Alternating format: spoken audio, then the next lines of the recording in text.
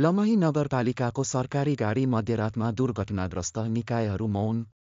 लमही दाङ गत शुक्रबार राति लमही नगरपालिकाको सरकारी सवारी साधन एक रहस्यमय दुर्घटनामा परेको छ।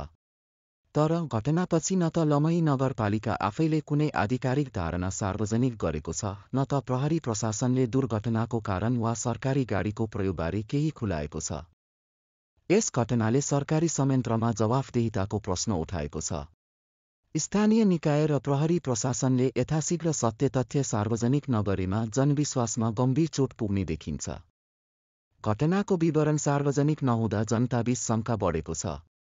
स्थानीयवासीहरू भन्छन्, यदि यही घटना कुनै सर्वसाधारणको सवारी साधनमा भएको भए कानुनको हरेक धारा अनुसार तुरुन्त कारबाही हुन्थ्यो। तर सरकारी गाडी भएकै कारण मौनता अपनाइएको देखिन्छ। एक सामाजिक अभियन्ता पत्रकार सन्तोष कुमार गुप्ताले सामाजिक सञ्जाल मार्फत प्रतिक्रिया दिँदै लेखेका छन्, जसको भक्ति उसैको शक्ति र ठुलालाई चयन सानालाई ऐन। उनले सत्ताको पक्षपाती चरित्रप्रति आक्रोश व्यक्त गर्दै थपे, अब त आशा गरौँ, भर नगरौँ, विश्वास पनि नगरौँ।